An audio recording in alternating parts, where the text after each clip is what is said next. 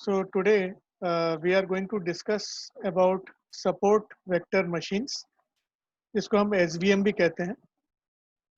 और SVM जो है वो जो इनिशियली बनाया गया था वो लीनियर डेटा या लीनियर क्लासिफिकेशन के लिए बनाया गया था।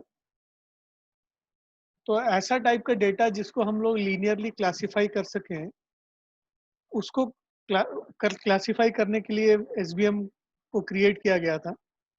लेकिन बाद में इसमें और डेवलपमेंट करके इसको जो है इस टाइप ऐसे टाइप के डेटा पे भी हम लोग इस पे काम कर सकते हैं जो नॉन लीनियर हो। सो एसवीएम जो है is one of the very commonly very popularly used algorithms for classifying data. तो एसवीएम में हम लोग लीनियर डेटा को भी क्लासिफाई कर सकते हैं, नॉन लीनियर डेटा को भी क्लासिफाई करके कर सकते हैं। तो let's see SVM or support vector machine is a linear model for classification and regression problems. So दोनों टाइप के प्रॉब्लम्स में हम लोग SVM यूज कर सकते हैं। क्लासिफिकेशन करना हो, मतलब कैटेगोरिकल डेटा मेरे पास अगर है तो कैटेगोरिकल डेटा पे हम लोग कैटेगराइजेशन करके क्लासिफाई कर सकते हैं। या तो हमारे पास जो है कंटिन्यूस डेटा है, रियल डेटा जिसको अपन बोलते हैं, तो रियल वैल्यूज वाला अगर डेटा है तो उस पर भी हम काम कर सकते हैं एसवीएम को यूज करके। सो कैटेगराइजेशन का क्या मतलब होगा? कैटेगराइजेशन का मतलब ये है कि अगर मेरे पास कैटेगोरिकल डेटा है, जैसे if someone is if we are reading some और acquiring some data related to the health of a person, उस डेटा को लेके हम अगर उसको क्लासिफाई करते हैं कि that person has a disease और does not have a disease, तो उसमें दो कैटेगरीज हो गए, यस या नो। तो वो कैटेगोरिकल डेटा हो जाएगा, कैटेगोरिकल क्लासिफिकेशन होगा, उस पर भी एसबीएम यूज हो सकता है। और रिग्रेशन प्रॉब्लम्स हैं, जैसे एग्जांपल में हमारे पास टाइम सीरीज डेटा है, वेदर का डेटा है या स्टॉक मार्केट का डेटा है, उसके बेसिस पे हम ये पता लगा सकते हैं कि जो है प्रेडिक्ट कर सकते हैं कि जो वैल्यू आएगा वो जो है किस टाइप का वैल्यूज आ रहे हैं, उसको हम लोग उसको जो है क्लासिफाई कर सकते हैं। So it can solve linear and non linear problems and work well in many practical problems. ठीक, तो सभी टाइप की जनरली ये काफ़ी पॉपुलर है क्योंकि सभी टाइप के प्रॉब्लम्स में ये काम कर देता है। The idea of SBM is simple. The algorithm creates a line और ए hyperplane which separates the data into classes। ठीक, सो लाइन जो है वो सिंगल डिमेंशन में लाइन आ जाएगा, जैसे ही सिंगल डिमेंशन से ऊपर जाना शुरू करेंगे तो वो हाइपर प्लेन बन जाता है। सो ये सिंगल डिमेंशन पे भी काम करता है और डिफरेंट मल्टी डिमेंशंस में भी काम करता है। सो हाइपर प्लेन का जैसे मैंने अभी कहा कि क्या मतलब होगा, to separate two classes of data points there are many possible hyperplanes that could be chosen. अब यहाँ पे आप ऑब्जर्व करेंगे इस पर्टिकुलर ग्राफ में, ऊपर वाले ग्राफ में, जहाँ पे कुछ डेटा है जो सर्कल रिप्रेजेंट कर रहा है और कुछ डेटा है जो स्क्वायर्स या कहना चाहिए क्वाड्रिलैटरल को रिप्रेजेंट कर रहा है। तो ये अगर डेटा हमारे पास अगर है तो हम सर्कल्स और क्वाड्रिलैटरल को क्लासिफाई कर सकते हैं यूजिंग दीज लाइन्स। आप ऑब्जर्व करेंगे these are all these lines can classify the present data. जो भी आपको प्रेजेंट डेटा मिल रहा है उसको दो अलग अलग क्लासेस में इसको डिवाइड कर सकता है। जैसे फॉर एग्जांपल ये वाला लाइन अगर लेते हैं, ये वाला लाइन लीजिए, ये जो स्ट्रेट लाइन आपको दिख रहा है जहाँ पे मैं कर्सर दिखा रहा हूँ, so it is able to divide the entire data into two parts या two classes. One is circle class, another is, इसके बिलो जो है वो क्वाड्रिलैटरल क्लास आ गया, इसके ऊपर जो है वो सर्कल क्लास आ गया। ऐसे ये लाइन भी वैसे ही कर सकता है, ये वाला लाइन भी वैसे ही कर सकता है, ये वाला line.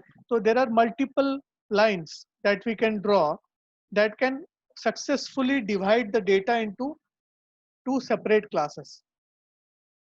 Our objective is to find a plane that has the maximum margin. Maximum margin का क्या मतलब होगा? Maximum distance between data points in both the classes. अब ये जो पूरा डेटा अपन को मिला है, अब नीचे वाला ग्राफ को ऑब्जर्व करके देखेंगे कि ये पूरे डेटा का हमने क्या किया, इन डेटा का एवरेज निकाला, नीचे वाले क्वाड्रिलेटरल डेटा का एवरेज निकाला और इन दोनों का डिस्टेंस फाइंड आउट किया. ये जो एवरेज मिला मतलब मीन निकाला अपन ने, जो सर्कल वाले डेटा पॉइंट्स हैं उनका मीन निकाले और क्वाड्रिलेटरल वाले जो पॉइंट्स हैं उसका मीन निकाले और उन मीन का डिस्टेंस को निकाले. मीन का डिस्टेंस को निकालने के बाद उसके एकदम एग्जैक्टली बीच में एक लाइन खींचे. ठीक है, सो इट इज द बोलना चाहिए ऑप्टिमम हाइपर प्लेन. और अब इसके ऊपर ये जो अपन ने निकाला इसको हम मान के चल रहे हैं this is the optimum hyper plane. ठीक, so it is successfully, it will be quite successfully able to classify both the classes. Future में आने वाले डेटा को बहुत अच्छे से क्लासीफाई कर पाएगा. अब इसमें जो मार्जिन वाला पार्ट है, जैसे आप ऑब्जर्व करें डॉटेड लाइन जो आपको दिख रहा है, दिस इज द मार्जिन. और मार्जिन क्या किया है देखिए, ऑब्जर्व करेंगे, it is moving on the data, data के ऊपर से बनाया गया है. अब ये मार्जिन जो हम बनाते हैं it is actually parallel to the median, जो मिडिल जो लाइन है उससे एकदम पैरेलल होता है. And which touches the last point और the boundary points of the classified data. अभी इसमें ऑब्जर्व करेंगे ये पूरा जो डेटा जो क्लस्टर है, इस क्लस्टर में से ये वाला जो पॉइंट है वो हमारे जो हाइपर प्लेन अपन ने बनाया था उससे सबसे पास में है. बाकी सब पॉइंट्स को अगर ऑब्जर्व करें सर्कल वाले पॉइंट्स को, तो ये वाला जो पॉइंट है ये अपने हाइपर प्लेन से सबसे क्लोजेस्ट है. सिमिलरली आप ये क्वाड्रिलेटरल वाले पॉइंट्स को अगर ऑब्जर्व करें, डेटा पॉइंट्स को, उसमें से आप ऑब्जर्व करेंगे ये जो दो क्वाड्रिलेटरल्स हैं, पॉइंट्स हैं, ये हमारे हाइपर प्लेन से सबसे नियरेस्ट है. सो इनको ध्यान रखते हुए हम हाइपर प्लेन जो अपन ने निकाला है उससे पैरेलल हम लोग जो है मार्जिन्स निकालते हैं, पैरेलल लाइंस को ड्रॉ करते हैं. और ये जो है इनको हम बोलते हैं मार्जिन्स. अब ये जो मार्जिन हम ड्रॉ करते हैं ये मैक्सिमम होना चाहिए. मतलब हम जो है अलग अलग, जैसे इसको जैसे हाइपर प्लेन को मैं सीधा थोड़ा सा ऐसे टिल्टेड भी बना सकता हूँ. ठीक, इस टाइप से टिल्टेड बना, जैसे मैं अभी इसको आपको एनोटेट करके दिखा रहा हूँ. ठीक, so I can draw a line like this also. ये जो अभी मैंने ड्रॉ किया ये भी एक हाइपर प्लेन है, लेकिन अगर हम इसको ऑब्जर्व करें कि इसमें अगर हम ये बनाएं, अगर इसके मार्जिन्स बनाते हैं, मार्जिन्स अगर बनाएंगे, देखिए यहाँ पे ये मार्जिन बनेगा.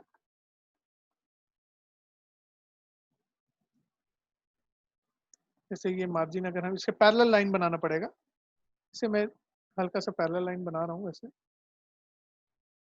ठीक, ये भी बनेगा. देखिए ये भी एक बन चुका है, हाइपर प्लेन बन गया ये जो अभी मैंने बनाया. लेकिन इसमें आप ऑब्जर्व करेंगे इसकी मार्जिन जो है जितनी है, और ये वाली जो मार्जिन है, ये जो मैक्सिमम मार्जिन लिखा हुआ है, ये वाली मार्जिन जो है ये जो है इससे ज़्यादा है ये वाले मार्जिन से.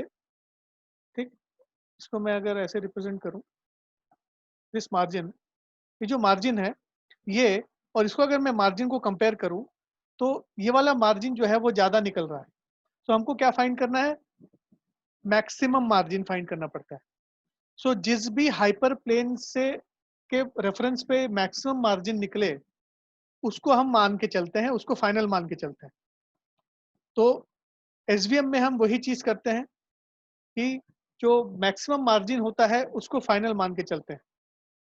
So maximizing the margin distance provides some reinforcement so that future data points can be classified with more confidence. So maximum margin होने से future में जो data points आएंगे वो काफ़ी हद तक उसमें error कम होगा. उसमें जो variance वाला part है ना वो reduce हो जाता है इससे. ठीक, अपने last class में देखा था variance जो है वो test data पे आता है और वो कम होना चाहिए. तो इस पे अगर test data इस पे डालेंगे तो अगर हमारे पास जो है मैक्सिमम मार्जिन है, उस वाला ऑप्टिमल हाइपर प्लेन हमको मिल चुका है, तो क्लासिफिकेशन करते वक्त एरर सबसे कम होगा। सो ये कॉन्सेप्ट है हाइपर प्लेन का। अब वो जो हम लोग ने मिडिल में जो आपने देखा था, वो मिडिल जिसको जिसको हम लोग बोलते हैं मार्जिन, जो ऑप्टिमल हाइपर प्लेन, इसको हम लोग डिसीजन बाउंड्री भी बोलते हैं। So hyperplanes are decision boundaries that help to classify the data points. Data points falling on either side of the hyperplane can be attributed to different classes. So यहाँ पे आप observe करेंगे optimal hyperplane के above जो points आएंगे वो circle वाले data points कहलाएंगे। तो नया कोई पॉइंट अगर हम प्लॉट करते हैं, जो नया टेस्ट डेटा पे आता है, वो अगर इस जगह पे आ गया तो वो सर्कल कहलाएगा। अगर इस जगह पे आ गया, मतलब ऑप्टिमल हाइपरप्लेन के नीचे आ गया, डिसीजन बाउंड्री के नीचे आ गया, तो उसको हम लोग क्वाड्रिलेटरल कहेंगे। ठीक। Also the dimension of the hyperplane depends upon number of features. अभी अपन ने जो ऑब्जर्व किया, ये 2 डायमेंशनल डेटा पे एक हाइपरप्लेन क्रिएट किया गया है। अगर सिंगल डायमेंशन डेटा होता तो सिंगल लाइन क्रिएट करते, और ये 2 डायमेंशनल डेटा पे आया तो इसको हम लोग हाइपरप्लेन बोलते हैं। ठीक। So if the number of input features are 2, then the hyperplane is just a line. If the number of features is 3, then the hyperplane is 2-dimensional plane. ठीक। एक जैसे 2-डायमेंशनल प्लेन क्या कैसे होता है, जैसे आप अगर हाथ में एक पेपर ले लें, पेपर का पीस लें, पेपर का शीट ले लें, A4 साइज का अगर पेपर शीट लेते हैं, that A4 size paper sheet जो है, it is known as a two dimensional plane. ठीक। तो वो 3 डायमेंशनल इनपुट्स के लिए, मतलब 3 इनपुट फीचर्स के लिए उसी टाइप का एक आपको हाइपर प्लेन की जरूरत पड़ेगी, और उससे ऊपर जाए तो इमेजिन करना मुश्किल होगा। ठीक है, but the system identifies it, हमारा एल्गोरिदम उसको आइडेंटिफाई कर लेता है। ठीक। तो अब सपोर्ट वेक्टर्स जो है वो जैसे मैंने अभी कहा कि वो ये डॉटेड लाइंस हैं that touch the classified data on the boundaries. ठीक। ये वाला बाउंड्री है, जैसे ये हाइपर प्लेन का ये वाला बाउंड्री है, ये अपना क्वाड्रिलेटरल का जो डेटा पॉइंट्स है उसका ये बाउंड्री है, और सर्कल वाले डेटा पॉइंट्स का ये बाउंड्री है। और ये जो बाउंड्रीज हम निकाल रहे हैं, इन बाउंड्रीज को हम लोग सपोर्ट वेक्टर्स बोलते हैं। ठीक। So they are the points, data points that are closer to the hyperplane and influence the position and orientation of the hyperplane. Using these support vectors, we maximize the margin. ठीक। So these are the points that help us to build up the SVM, जिसको support vector machines को build करने में help करता है। So एक example के through इसको समझते हैं और डिटेल में। So let us consider this data set. इसमें we are measuring the mass of a bunch of mice. So these are the observation points. So ये जो है चूहों का ऑब्जर्वेशन है, उनके मास का ऑब्जर्वेशन पॉइंट्स हैं। एक सिंगल लाइन पे है, मतलब सिंगल डिमेंशन पे, मतलब क्योंकि हमारा डिमेंशन मास है, so we have only one feature, तो एक ही सिंगल डिमेंशन पे काम हो रहा है। So these are the weights. ठीक। तो वेट मेजर्स हैं ऑफ द माइसेस। सो जो चूहों का वेट मेजर हम लोग यहाँ पे प्लॉट कर रहे हैं ऑन दिस एक्स एक्सिस। ठीक। So the red dots represent mice which are not obese. सो ये जो है जो हल्के, जिनके वेट कम है, उनका ये यहाँ पे पॉइंट्स है नेचुरली, क्योंकि ये 0 के पास है, लेफ्ट हैंड साइड में 0 रहेगा। तो इसके पास जो डेटा पॉइंट्स है वो वाले जो चूहे हैं जिनका वेट कम है, और जो ग्रीन डॉट्स हैं वो मोटे चूहों का जिसका वेट ज़्यादा है, उनके डेटा पॉइंट्स हैं। ठीक। सो इस टाइप से अपन ने प्लॉटिंग किया है। नेचुरली इस एक्स एक्सिस पे ये 0 है, लेफ्ट हैंड साइड पे लेफ्ट मोस्ट पॉइंट जो है वो 0 है, और राइट मोस्ट पॉइंट जो है वो some other value more than 0 रहेगा, इंक्रीजिंग वैल्यू रहेगा। सो इस रेड पॉइंट्स जो है वो उन माइसेस का इंडिकेशन है जो हल्के हैं, और ये ग्रीन डॉट्स जो है वो माइसेस हैं जिनका वेट ज़्यादा है, ओबीस है। ठीक। सो हम इनको क्लासिफाई करने के लिए बेस्ड ऑन दिस ऑब्जर्वेशन हम क्या कर सकते हैं, एक थ्रेशोल्ड सेट कर सकते हैं क्लासिफिकेशन करने के लिए, कि इस पर्टिकुलर थ्रेशोल्ड के लेफ्ट हैंड साइड में ऑब्जर्वेशन जो है वो लाइट वेटेड चूहों का है, और इसके राइट साइड में जो ऑब्जर्वेशन है वो हेवी या हेवी वेटेड चूहों का है। ठीक। So when we get a new observation, तो नया ऑब्जर्वेशन अगर मिले, से फॉर एग्जांपल ये जो अपना काले रंग का डॉट लगा हुआ है, ये अपना नया ऑब्जर्वेशन है, ये अगर हमको मिलता है तो हम क्या करेंगे, इस थ्रेशोल्ड पॉइंट को ऑब्जर्व करेंगे कि थ्रेशोल्ड पॉइंट से कम है क्या।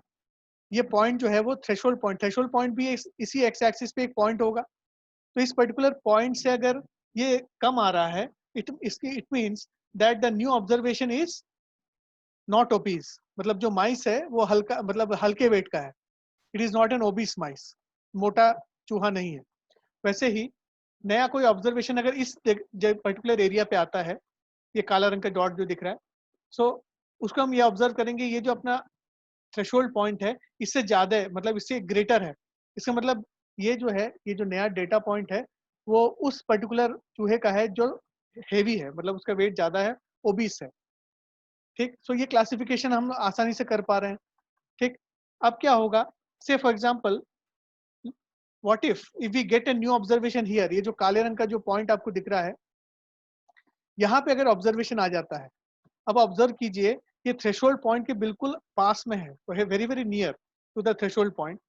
तो हम इसको क्या कैटेगराइज करेंगे, हमारे एल्गोरिदम के हिसाब से थ्रेशोल्ड पॉइंट के अगर राइट हैंड साइड में, मतलब ग्रेटर पॉइंट अगर आता है, तो वो उसको हम ओबीस मान लेते हैं। तो लेकिन अगर प्रैक्टिकली देखा जाए तो ओबीस है क्या, ये ओबीस तो नहीं है। क्यों? क्योंकि ये जो है नॉन ओबीस, जो हल्के वाले माइस हैं, उनके डेटा पॉइंट्स के ज़्यादा करीब आया है ये, ऑल्दो थ्रेशोल्ड पॉइंट के राइट हैंड साइड में है। तो हमारे एल्गोरिदम के हिसाब से ये तो ओबीस है, लेकिन एक्चुअली ऑब्जर्वेशन अगर देखें, एक्चुअल में देखें, तो ये ओबीस नहीं है। इसका मतलब द थ्रेशोल्ड पॉइंट जो है वो इतना एफिशिएंटली क्लासिफाई नहीं कर पा रहा है, ये जो अभी अपन ने थ्रेशोल्ड पॉइंट रखा है। ठीक, तो current threshold point is unable to classify efficiently. ठीक, सो अपन क्या करेंगे, अब हमको रिकंसिडर करना पड़ेगा हमारा जो थ्रेशोल्ड। अब इससे क्या हो रहा है कि हमारा जो एरर है वो बढ़ जाएगा अगर हम लोग उस पर्टिकुलर जगह पे थ्रेशोल्ड को रख रहे हैं। सो उस चीज को हम जो है इम्प्रूव करेंगे। तो going back to the original data set, observation हमारा जो है, हम क्या करेंगे, ये जो आखिरी के ऑब्जर्वेशन है इनको ऑब्जर्व करेंगे। आखिरी मतलब बाउंड्री, ठीक है, बाउंड्री वाले ऑब्जर्वेशंस को, बाउंड्री वाला मतलब इस पर्टिकुलर जगह इसके बाद जो है ओबीस होना शुरू हो जाता है, इस पर्टिकुलर जगह के बाद वो पतला होना शुरू हो जाता है। इसका मतलब ये दोनों बाउंड्री पॉइंट्स हैं। तो हम क्या करेंगे, इन एजेस को, इनको एजेस भी बोलते हैं, इन एजेस ऑफ द क्लस्टर्स, ये जो है ये क्लस्टर 1 है, क्लस्टर 2 है, इनके एजेस को हम क्या करेंगे, ऑब्जर्व करेंगे और इन एजेस का मिड पॉइंट निकाल लेंगे। अगर हम एजेस को लेके मिड पॉइंट निकालते हैं तो इसका एफिशिएंसी कंपैरेटिवली पिछला जो अपन ने थ्रेशोल्ड पॉइंट निकाला तो उससे बेटर रहेगा। ठीक है, so this will be our threshold point which is an average और the mid point between the edges of the boundaries of the clusters. ठीक है, तो इनका मिड पॉइंट निकलेगा। सो अब अगर नया पॉइंट जो हम लोग ने लास्ट टाइम अभी देखा था इस जगह पे, ये जो नया पॉइंट हमको मिला था, वो अगर फिर से हम अगर यहाँ पे कंसीडर करें, तो अब क्या करेंगे हम लोग कि इस पर्टिकुलर पॉइंट को हम बहुत आसानी से कह सकते हैं कि इट इज नॉट ओबिस। ये जो है अपने नॉट ओबिस साइड में आ रहा है। ठीक है, क्यों, कारण क्या है कि it will be closer to the observation that are not obese. ठीक है, और ये वाला जो नया पॉइंट है इट विल बी फार्दर, ठीक है, it will be very far away from the observations which are obese, the boundary point of obese. ये बाउंड्री पॉइंट को ध्यान रख रहे हैं अपन। देखिए ये जो पॉइंट से गिनती कर रहे हैं हम लोग, ये बाउंड्री पॉइंट है, मतलब ये जो बाउंड्री एरिया है इससे इसका डिस्टेंस नया पॉइंट का, और इस पर्टिकुलर बाउंड्री से इसका डिस्टेंस अब हम ऑब्जर्व करेंगे तो हमको बहुत आसानी से ये समझ में आ जाएगा कि ये डिस्टेंस छोटा है। ये के मीन्स में हम लोग ने देखा था कि जो अपना मिड पॉइंट होता है उससे अपन डिस्टेंस कैलकुलेट करते हैं। तो यहाँ पे अपन क्या करें, बाउंड्री पॉइंट से डिस्टेंस कैलकुलेट कर रहे हैं। तो बाउंड्री पॉइंट से ये पता लगता है ये डिस्टेंस जो है वो दूसरे वाले, मतलब दोनों बाउंड्रीज से कैलकुलेट करेंगे डिस्टेंस, तो इससे पता लगेगा ये रेड वाले बाउंड्री जो पॉइंट है, नॉट ओबीस वाला जो बाउंड्री पॉइंट है उससे काफी क्लोज है नया पॉइंट। तो इसका मतलब ये नॉट ओबीस कैटेगरी में आना चाहिए। The shortest distance between the observations and the threshold point is called the margin। अभी ये जो अपन ने मार्जिन, ये जो निकाला, ये अपन ने बाउंड्री पॉइंट्स निकाले थे, these are known as the margins। ठीक है, ये कहाँ से कॉन्सेप्ट आ रहा है मार्जिन का, मतलब थ्रेशोल्ड पॉइंट से दोनों तरफ के डिस्टेंस का हम लोग निकालते हैं, इसको कहते हैं मार्जिन। ठीक, when the threshold is halfway between the two observations, the margin is as large as possible। ये हम बहुत आसानी से ऑब्जर्व करके देख सकते हैं कि ये जो मार्जिन्स है वो सबसे ज़्यादा कब होगा, जब ये जो थ्रेशोल्ड पॉइंट है ये दोनों कैटेगरीज के बिल्कुल बीच में आएगा, तभी ये मार्जिन सबसे ज़्यादा रहेगा। इसको बोलते हैं, इस पर्टिकुलर क्लासिफायर को बोलते हैं maximal margin classifier. Maximal margin classifier बोलते हैं। ये यही प्रॉपर्टी होता है, इसलिए हम लोग मैक्सिमल मार्जिन निकालते हैं, क्योंकि मैक्सिमल मार्जिन निकालने से हमको एक ऐसा थ्रेशोल्ड पॉइंट मिलता है जो सबसे अच्छा कैटेगराइजेशन कर सकता है, इसलिए हम लोग उसको मैक्सिमम मार्जिन निकालते हैं। ठीक, so this is known as maximal margin classifier. ठीक है, अब हम एक और केस देखते हैं कि what if our training data look like this. ये अपना ट्रेनिंग डेटा है। ठीक है, अभी टेस्ट डेटा नहीं है, अभी ये ट्रेनिंग डेटा है जिसमें एक आउटलायर पॉइंट है। देखिए यहाँ पे मैं रेड करके इसको मार्क करके रखा हूँ। सो this is an outlier. Outlier होता है मतलब अपना जो है वो लेस ओबीस, ठीक है, नॉट ओबीस वाले क्लस्टर में से निकल के एक आया है। और ये जो ऑब्जर्वेशन आया ऐसा कह के आया है, ऐसा कहा गया है हमें कि ये ऑब्जर्वेशन जो आपको दिया जा रहा है वो नॉट ओबीस कैटेगरी को बिलोंग करता है। तो इसका मतलब ये जो ऑब्जर्वेशन आया है ये एक आउटलायर ऑब्जर्वेशन है। ठीक है, सो ऑब्जर्वेशन आउटलायर है। अब इसके बेसिस पे अगर आप मैक्सिमल मार्जिन क्लासिफायर अगर बनाते हैं तो हमको क्या करना पड़ेगा। अब ऑब्जर्व करिए, ये दो पॉइंट्स जो हैं मैं नोटेट करके बता रहा हूँ। ये दो पॉइंट्स हैं, ये और ये। देखिए ये दो पॉइंट्स हैं, ठीक है, these are the boundaries actually, है ना। ये तो बाउंड्रीज हैं, क्योंकि हमारे जो हमको डेटा दिया गया है उसके हिसाब से यहाँ तक नॉट ओबीस है और यहाँ से ओबीस शुरू हो रहा है। तो ये दोनों बाउंड्री पॉइंट्स हैं, तो इन बाउंड्री पॉइंट्स को लेके हम इसका थ्रेशोल्ड निकालेंगे। ठीक, सो थ्रेशोल्ड निकलेगा, ये थ्रेशोल्ड निकल गया, ये देखिए यहाँ पे थ्रेशोल्ड दिख रहा है अपन को। ठीक, थ्रेशोल्ड पॉइंट निकला। अब मार्जिन देखिए कितना निकला, छोटा छोटा मार्जिन निकलेगा, क्योंकि इस पर ये बाउंड्री है, ये वाला दूसरा बाउंड्री है, दूसरे क्लास का बाउंड्री है। So the the the margin is very very small. In this case the maximum margin classifier would be super close to the obese observation। देखिए ऑब्जर्वेशन बिल्कुल पास आ चुका है। सो अब इसमें जो है इंटरेस्टिंग बात आप ऑब्जर्व करेंगे कि अब ये तो लर्न कर लिया, सिस्टम ने थ्रेशोल्ड पॉइंट निकाल लिया, मतलब लर्न कर चुके हैं। अब अगर नया पॉइंट कोई आता है, जैसे ये ब्लैक वाला पॉइंट नया पॉइंट आया है, और अब हम इसको कैसे क्लासीफाई करेंगे। अब हमारे एल्गोरिदम के हिसाब से ये है थ्रेशोल्ड, तो थ्रेशोल्ड पॉइंट ये है। तो इसके लेफ्ट हैंड साइड में अगर आ रहा है कोई नया पॉइंट तो उसको हम लोग नॉट ओबीस क्लासीफाई कर देंगे। नॉट ओबीस क्लासीफाई कर देना तो ठीक है, अपने एल्गोरिदम के हिसाब से तो अपन ने कर दिया, लेकिन प्रैक्टिकली देखा जाए तो इज इट नॉट ओबीस?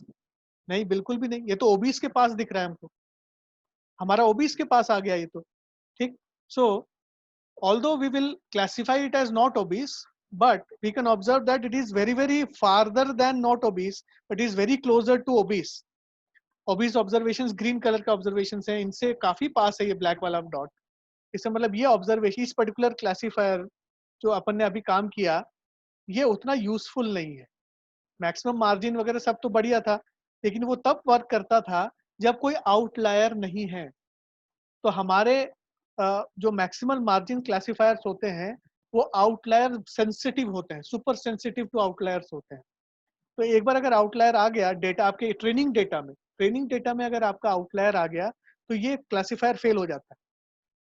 ठीक, so it is not that much useful. The solution is to make a threshold that is not so sensitive. देखिए बहुत इंपॉर्टेंट पॉइंट है, that is not so sensitive to the outliers. We must allow miss classification.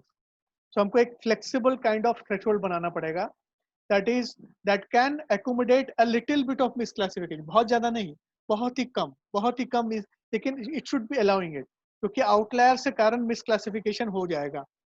ठीक है, सो हम क्या करेंगे कि जो पॉइंट्स हैं उन पॉइंट्स को बहुत क्लोजली ऑब्जर्व करेंगे। For example if you put the threshold half way between these two points, आप ऑब्जर्व करें अगर इन दोनों पॉइंट्स के बीच में अगर हम ये थ्रेशोल्ड को डालते हैं तो आप ऑब्जर्व करेंगे कि जो है ये इस नए डेटा, ये जो पुराने डेटा पॉइंट को या आउटलायर को, जो रेड कलर का जो आउटलायर था ये ट्रेनिंग डेटा में था, इसको वो मिस क्लासीफाई करेगा।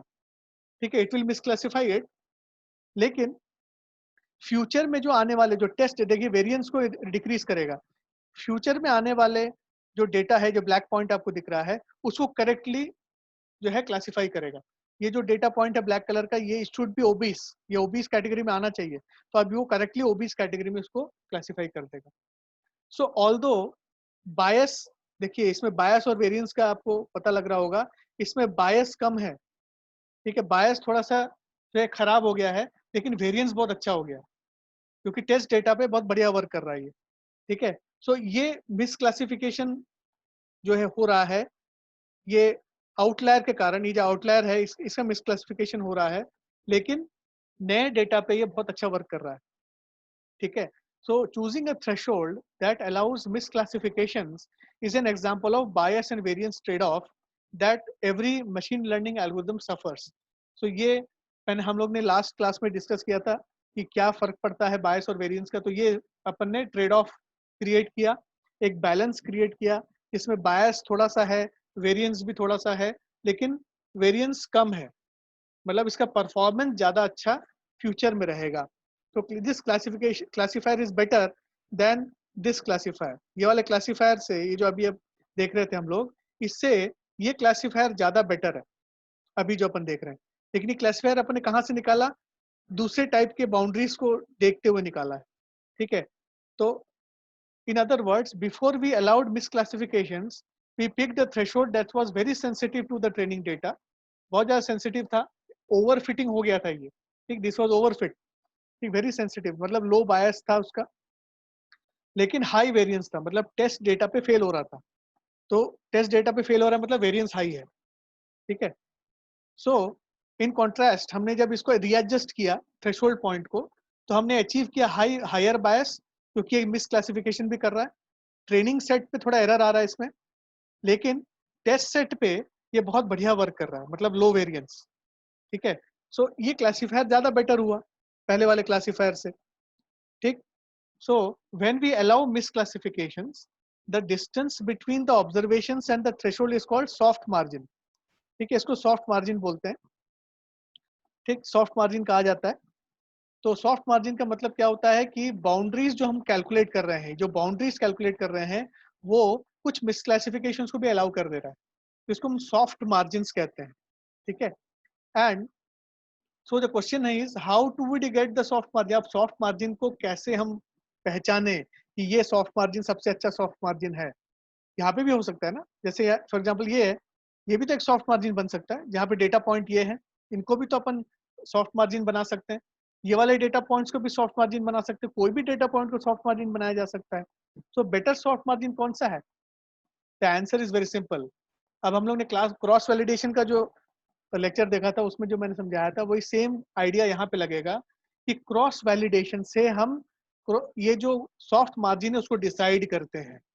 ठीक है, हम क्या करेंगे, इसको भी लेंगे, इसको भी लेंगे, इसको भी लेंगे, हर एक डेटा पॉइंट को लेंगे और क्रॉस वैलिडेशन से पता लगाएंगे कि सबसे मिनिमल एरर किस में आ रहा है, किस पर्टिकुलर जो है उसमें मिस क्लासिफिकेशन सबसे कम हो रहा है। ठीक है, एब्सोल्युटली जीरो मिस क्लासिफिकेशन नहीं, मिनिमम मिस क्लासिफिकेशन कहाँ पे हो रहा है, वो क्रॉस वैलिडेशन से हम पता लगाएंगे। हर एक डेटा सेट को उठाएंगे और मार्जिन्स के जैसे उसको ट्रीट करेंगे, सॉफ्ट मार्जिन्स बनाएंगे, और उसमें से हम लोग बेस्ट पॉसिबल को फाइंड आउट करेंगे थ्रू क्रॉस वैलिडेशन। ठीक है, क्रॉस वैलिडेशन से ये चीज अचीव कर लेंगे। So say for example if cross validation determined that this was the best soft margin, ये सॉफ्ट मार्जिन सबसे बेस्ट रहा, तो हम इसको सिलेक्ट कर लेंगे। ठीक है, this what we will select. ठीक है, so then we would allow one misclassification, एक मिसक्लासिफिकेशन अलाउ कर देंगे। ठीक है, जो नॉट ओबीस वाले कैटेगरी का है। ठीक है, जिसको हम लोग ओबीस कैटेगरी में डाल देंगे। ठीक है, और when we use soft margin to determine the location of a threshold, then we use a soft margin classifier ये जो सॉफ्ट मार्जिन क्लासीफायर हम जो यूज कर रहे हैं, इसको हम लोग बोलते हैं सपोर्ट वेक्टर क्लासीफायर। यहीं से सपोर्ट वेक्टर मशीन का जो सपोर्ट वेक्टर वाला जो कॉन्सेप्ट है वो आता है। तो इसको हम लोग सॉफ्ट मार्जिन क्लासीफायर बोलते हैं, और इसी सॉफ्ट मार्जिन क्लासीफायर को हम लोग सपोर्ट वेक्टर क्लासीफायर भी बोलते हैं। ठीक है। The name support vector classifier comes from the fact that the observations on the edge and within the soft margin are called support vectors.